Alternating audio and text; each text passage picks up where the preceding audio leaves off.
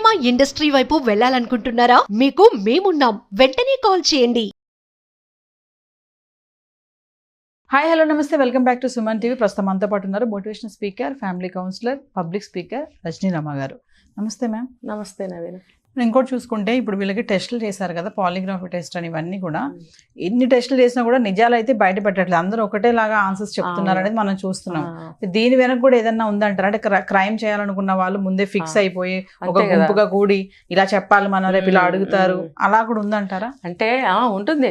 వీళ్ళు చాలా బిఫోర్గానే ఇది ప్లాన్ చేశారు కదా, ఒక రోజుది కాదు. ప్రతిరోజు ప్రతి ప్లేస్ని కూడా వీళ్ళు చూసుకుంటున్నారు వెళ్ళి. ఇది ఇక్కడి నుంచి చేస్తే ఎలా వర్కౌట్ అవుతుంది, అక్కడి నుంచి చేస్తే ఎలా వర్కౌట్ అవుతుంది, మనం అక్కడి నుంచి ఫలానా వస్తువుని తీసుకెళ్ళాలంటే డిస్టెన్స్ ఎంత ఉంది, ఎట్లా మనం హౌ టు దీన్ని తీసుకెళ్ళాలి అనే ప్రతి ఒక్క విషయం మీద కాన్సన్ట్రేషన్ పెట్టి వీళ్ళు డిజైన్ చేసింది. చూడండి, మన 8వ తారీఖు ఆగస్ట్ 8వ తారీఖు ఉదయం ఒకసారి మళ్ళీ పర్యవేక్షణకి వెళ్ళాడు సందీప్ ఘోష్. అంటే ఎక్స్రే డిపార్ట్మెంట్ ఒకటి, ఐసీయూ డిపార్ట్మెంట్ ఒకటి, ఇంకా కొన్ని చెప్పారు కదా. ఈ డిపార్ట్మెంట్స్కి ఎందుకు వెళ్ళాడంటే ఈచ్ ఎవ్రీ పాయింట్ దగ్గర అతను మళ్ళీ ఒకసారి చెక్ చేసుకుంటాడు.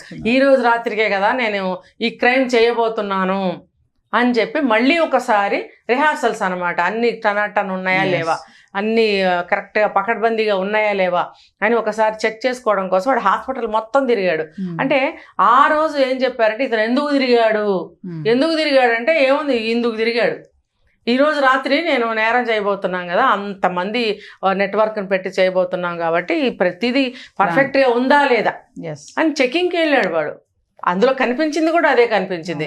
అక్కడికి వెళ్ళాడు, ఇక్కడికి వెళ్ళాడు, అన్ని చోట్లకి వెళ్ళాడంటే అన్ని సరిగ్గా ఉన్నాయా లేదా అని చెక్ చేసుకోవడానికి వెళ్ళాడు.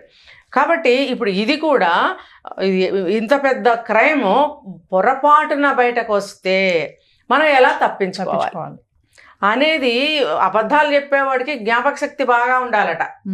అలాగే ఈ దొంగతనం చేసేవాడికి కూడా తప్పించుకునే విధానం తెలియాలి. ఇప్పుడు ఇంత పెద్ద నేరం చేసిన వాడికి దీన్ని ఎలా తప్పించుకోవాలి, ఆ సమయానికి ఎటువంటి జవాబులు చెప్తే వర్కౌట్ అవుతుంది, నమ్ముతారు, బయటపడకుండా ఉంటాము అనేటువంటి విషయాలన్నిటిలో కూడా చాలా కాషస్గా, చాలా అలర్ట్గా ఉంటారు. వీడు చేసింది కూడా అదే. వీళ్ళందరూ కూడా ఎవరెవరైతే ఇందులో షామిల్ అయ్యారో వీళ్ళందరూ కూడా మీటింగ్స్ పెట్టుకుని ఉంటారు బిఫోర్. బయట రెడ్ లైట్ వెలిగించి కాన్ఫరెన్స్ హాల్కి బయట, పెద్ద డాక్టర్ గారు మీటింగ్లో ఉన్నారు, కోయినయ్యా ఆనయ జావ్ జావ్ జావ్ అని చెప్పి అక్కడి నుంచి వీళ్ళని నెట్టేస్తారు. ఎవరు వచ్చినా సరే, అమ్మో డాక్టర్ గారు అంట రెడ్ లైట్ వెలుగుతుంది, లోపల మీటింగ్లో ఉన్నారంట, ఇదిగో ఇలాంటివి చేస్తుంటాడు. దానివల్ల ఏమవుతుందంటే పాఠాలు, ఎవ్రీడే పాఠాలు, పొద్దున మధ్యాహ్నం సాయంత్రం ఎన్నిసార్లు మీటింగులు పెట్టుకున్నారో మనకు తెలియదు. ఇవన్నీ పాఠాలు అనమాట. చాలా రోజుల ముందు నుంచే ఇది ప్రిపేర్డ్గా, ప్రీ ప్లాన్డ్గా చేశారు. ప్రతి పాఠము రిహార్సల్స్ వేసుకున్నారు వీళ్ళు. పట్టుబడితే ఎటువంటి జవాబు చెప్పాలి, మీరు ఎంత కొట్టినా సరే మీరు ఏం చెప్పాలి, ఏం చెప్పకూడదు. అంటే అరెస్ట్ అయిన తర్వాత కేసు ఎంత తీవ్రతగా ఉంటుంది అనేది ముందుగానే తెలియకపోవచ్చు కదా. ఒకవేళ ఇలా ఉంటే ఇలా చెప్పండి, అలా ఉంటే అలా చెప్పండి అని స్టేజ్ల వారీగా వీళ్ళందరూ రిహార్సల్స్ వేసుకుని ప్రిపేర్డ్గా ఉన్నారు. వాళ్ళు అనుకున్నట్టుగానే ప్లాన్ బెసికింది, పడ్డారు. పడిన తర్వాత మరి వీళ్ళందరూ అలర్ట్ అయిపోవాలి కదా. అలర్ట్ అయిపోయి రెడీగా ఉన్నారు. అనుకున్నట్టుగానే వాడు ప్లాన్ ప్రకారమే ఈజీగా దొరికిపోయాడు వాడు సంజయ్ రాయ్. ఎందుకంటే వాడు అందుబాటులో ఉన్నాడు కాబట్టి, అరెస్ట్ అవ్వడానికి అందుబాటులో ఉన్నాడు. నిజంగా అంత పెద్ద నేరం చేసిన వాడు ప్రీ ప్లాన్లో పారిపోవాలి కదా. పారిపోకుండా వాడేం చేశాడు, అక్కడే ఉండరా నాయనా, నువ్వు డబ్బులు ఇస్తున్నాం కదా, నువ్వు పట్టుపడతావు, తీసుకెళ్తారు, మేము వచ్చి రిలీజ్ చేస్తాము. వాడు ఎన్నో కోట్లు ఎన్నో లక్షల ముందుగానే ఇచ్చాడు కదా, వాడికి కావాల్సింది అదే. సో అందుకని చెప్పి నువ్వు తాగి శుభ్రంగా నిద్రపో, నీకెందుకు. ఒక్కవేళ అరెస్ట్ చేయడానికి వస్తారని చెప్పకపోవచ్చు, వీళ్ళు చెప్తాడు కొంచెం కంగారు పడతాడు కదా, శుభ్రంగా ఈ డ్రగ్స్ తాగు, ఈ డ్రింక్ తాగు, ఇది తిను అని చెప్పి వాడికి అన్ని శుభ్రంగా అరేంజ్మెంట్ చేసి వాడిని పడుకోబెట్టారు. పోలీసులు వెళ్ళేటప్పటికి వాడు నిద్రపోతున్నాడని మనకు చెప్పారు కదా, వాడిని లేపుకొని తీసుకెళ్లారు. తర్వాత వాళ్ళు అనుకున్న ప్రకారంగానే వీడు ఫాలో అయ్యాడు. వాళ్ళు అడిగిన వాటికి ఎలా చెప్పాలి ఏంటి అనేది. ఏంటంటే వాళ్ళకి సబ్ కాన్షియస్ మైండ్లో వాడికి రికార్డ్ అయిపోయింది, వాడికి ఇన్ని రోజుల నుంచి రిహార్సల్స్. వాడొక్కడే కాదు, మిగతా వాళ్ళు కూడా అలాగే రెడీ అయ్యారు. అందుకని చెప్పి ఈ పాలిగ్రాఫ్ టెస్ట్ చేస్తే కూడా వాళ్ళకి నిజాలు రాలేదు. ఎందుకు రాలేదు అని అంటే, ఒక నేరస్తుడిని వాడికి పట్టుకున్నప్పుడు పోలీసులు కానీ సిబిఐ వాళ్ళు కానీ ఏమి వాళ్ళు నెక్స్ట్ స్టెప్ తీసుకుంటారు, ఎటువంటి ఇంట్రాగేషన్ చేస్తారు, ఎటువంటి వాడికి శిక్షలు వేస్తారు అనేది ఈ నేరస్తుడి యొక్క ఊహకి అందని విధంగా ఉంటుంది మామూలుగా. కానీ వీళ్ళు ప్లాన్ వేసుకున్నారు కదా, ఇలా అడుగుతారు ఇలా చెప్పారు అని ప్లాన్ వేసుకున్నప్పుడు వీళ్ళు సబ్ కాన్షియస్ మైండ్లో ఏమడిగినా సరే నేను ఇది చెప్పాలి ఇలా చెప్పాలని ఫిక్స్ అయిపోయి ఉన్నప్పుడు పాలిగ్రాఫ్ టెస్ట్లో కూడా వాడు నిజాలు చెప్పడు. ఎందుకంటే ఆ మైండ్కి ఇంజెక్షన్స్ నరాలకి ఇస్తారు, అవి డెడ్ చేస్తారు. దాని ప్రకారం వాడికి ఏ పార్ట్ పనిచేయాలో ఏ సైడ్ పనిచేయాలో అటు సైడే పనిచేసేటట్టుగా ఆ మందులు వర్క్ చేస్తాయి.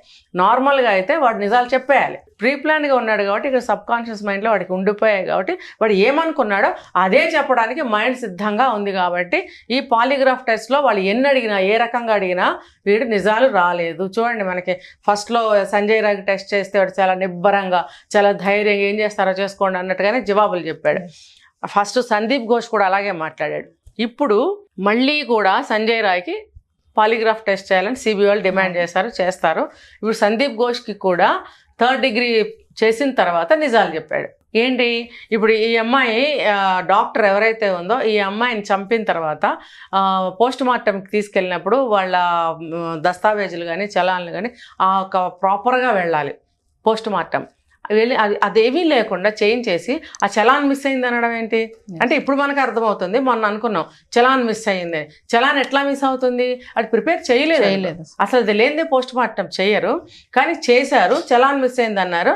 అంటే అర్థం ఏంటి, పోస్ట్ మార్టం చేసిన వాళ్ళ దగ్గర కూడా మేనేజ్ చేశాడు అని మనం. అంటే ఇప్పుడు సిబిఐ వాళ్ళు ఈ కోణంలో కూడా చేశారు ఇన్వెస్టిగేషన్, అంతే కదా. పోస్ట్ మార్టం వాళ్ళు చేయకూడదు, ఎలా చేశారు, మిస్ అయింది అంటున్నారు. ఎందుకు మిస్ అవ్వాలి, పోస్ట్ మార్టం చేయాలంటే ఆ చలాను దస్తావేజులు ఉండాలి, మీ దగ్గర ఉండాలి, తీసుకుని మీరు పోస్ట్ మార్టం చేయాలి. మీ దగ్గర ఏవి అంటే మీరు అవి లేకుండానే చేశారు. అసలు చలాన్ లేదు, మిస్ అవ్వడం కాదు, అసలు చలాన్ ప్రిపేర్ చేయలేదు, ఒట్టిగానే చేసేసారు. ఎందుకంటే సాక్ష్యాలు ఉండకూడదు కదా, చలాన్ కూడా ఒక సాక్ష్యమే కదా.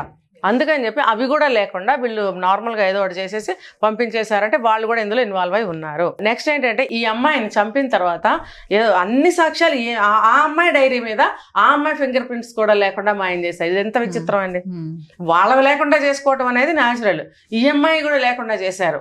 అంటే వీళ్ళు వాళ్ళ సాక్ష్యాలని ఇంకెంత పకడ్బందీగా మాయం చేశారనేది మనకు అర్థమవుతుంది. ఇంకా ఆ అమ్మాయి బట్టలు అంత రక్తంతో తడిచిపోయి ఉన్న బట్టల్ని వాళ్ళు కాల్ చేసినా స్మెల్ వస్తుంది, ఏ డ్రైనేజ్లో వేసినా రెడ్ వాటర్ వస్తుంది.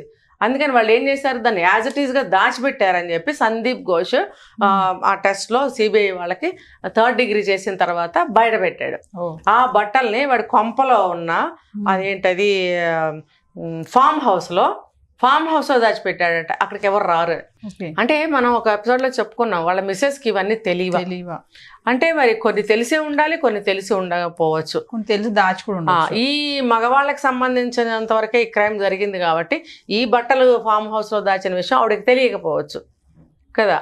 సో ఈ బట్టలు ఈ 3rd డిగ్రీ చేసిన తర్వాత కఠినంగా ఉంటుంది కదా, వాడు నిజాలు చెప్పాడు. అప్పటి వరకు ఎన్ని అడిగినా సరే మాట్లాడలేదు వాడు. ఇది చేసిన తర్వాత వాడు చెప్పాడు. వాళ్ళు సిబిఐ వాళ్ళు అక్కడికి వెళ్ళి ఇన్వెస్టిగేషన్ చేస్తే అక్కడ దొరికాయంట.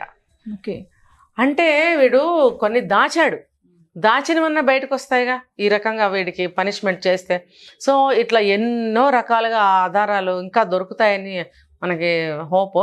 అది దొరికితే కనుక ఈ కేసు తొందరగానే క్లోజ్ అవుతుంది, వాడికి శిక్ష కఠినంగానే పడుతుంది. కఠినంగా కాదు, ఘోరాతి ఘోరంగా పడాలి. మరి ఇండియా మొత్తం కలిపి సుప్రీంకోర్టుకి నాకైతే తెలియదు ఇందులో నాలెడ్జ్ ఎలా పంపిస్తారో పంపిస్తే వీడిని ఉరేయద్దు, లైఫ్ ఇంప్రిజన్మెంట్ వేయద్దు. వీళ్ళు ఆ అమ్మాయిని ఎలా చేశాడో అదేవిధంగా ఖండఖండాలుగా చేసి వీడిని నీచాతి నీచమైన శిక్ష వేయాలని యావత్ భారతదేశంలో ఉన్న ప్రతి పౌరుడు కనుక డిమాండ్ చేసినట్టయితే ఖచ్చితంగా అది మారుస్తారని నాకు హోప్ అండి. చూద్దాం మేడం. ఇప్పుడు సుప్రీం కోర్టు చెప్పింది కదా 17 తారీఖు లోపు నాకు కొత్తగా నివేదిక సమర్పించాలని చెప్పి సిబిఐకి చెప్పింది. సిబిఐ ఆ విషయంలో ఎంత ఫాస్ట్గా ఉంది, మరి ఎంత డెప్త్గా వెళ్ళి ఇంకా కోణం లోతుగా వెళ్ళి ఏమేమి తీసుకొస్తారు ఇన్ఫర్మేషన్ అనేది మనం ఇప్పుడు ఫాస్ట్ గానే మూవ్ అయిందని చెప్పొచ్చు. ఎస్, ఇప్పుడు మనకి 1 or 2 days లోనే కొత్త అని తెలిసినాయి. అసలు ఇప్పుడు ఇంత లేట్ ఎందుకు చేశారో కూడా అర్థం కావట్లేదు. 3rd degree అనేది అప్పుడే చేస్తే అయిపోయేది స్టార్టింగ్ లో. ఇంకా వీళ్ళకి ఉంటాయి ఇంకా వేరే శిక్షలు, అవి కూడా వాళ్ళు ఇంప్లిమెంట్ చేస్తే నిజాలు ఎందుకు రావండి? వస్తాయి. వాడి దగ్గర ఎటువంటి ఆధారం లేదు. సూసైడ్ చేసుకోలేడు, సైనైడ్ మింగలేడు, ఇంకోటి చేసుకోలేడు, ఒక మెసేజ్ పంపలేడు. అన్ని కట్ చేసినప్పుడు వీడికి బయట ప్రపంచాన్ని కట్ చేసినప్పుడు వేరే దారి లేనప్పుడు ఆ భయంతో చెప్తాడు వాడు నిజాలు. ఎస్, చూద్దాం మేడం ఏమవుతుందో. మరి 17వ తారీఖులో ఎలాంటి నివేదన వస్తుందో, ఆ నివేదికలో అసలు ఏముంటుంది, నాకైతే ఇంకా ఇంట్రెస్టింగ్గా ఉంది. ఆ నివేదికలు ఏమొస్తాయి, ఎలాంటి రిపోర్ట్స్ వస్తాయి మళ్ళీ, అంటే ఇప్పటి వరకు వచ్చినవి అన్నిట్లు కూడా మరి తారుమారు చేసేస్తారా, అసలు ఇప్పుడు దాకా వచ్చినవి అన్ని కూడా ఒక ఎత్తు అయితే ఆ నివేదికలో కొత్తగా వచ్చే నివేదికలో వచ్చేటటువంటి ఆ పాయింట్స్ ఏముంటాయి అనే దానికి అందరూ కూడా వెయిట్ చేస్తున్నారు. 17th లోపు ఇవ్వమని చెప్పి ఇది ఖచ్చితంగా ఈ న్యాయం జరుగుతుంది, నిగ్గు తేలుస్తారు. ఎందుకంటే బెంగాల్ గవర్నమెంట్ పరిస్థితి, వాళ్ళ తీరు ఏమి బాగోలేదు కాబట్టి సెంట్రల్ గవర్నమెంట్, నా ఒపీనియన్ మాత్రమే, సెంట్రల్ గవర్నమెంట్ సిబిఐ వాళ్ళకి అన్ని రైట్స్ ఇచ్చి ఈ కేసు పరంగా వాళ్ళని ఇంకా ఫాస్ట్ చేసి మీరు ఎట్లయినా సరే న్యాయం చేయాల్సిందే అని ఆర్డర్స్ వస్తాయి.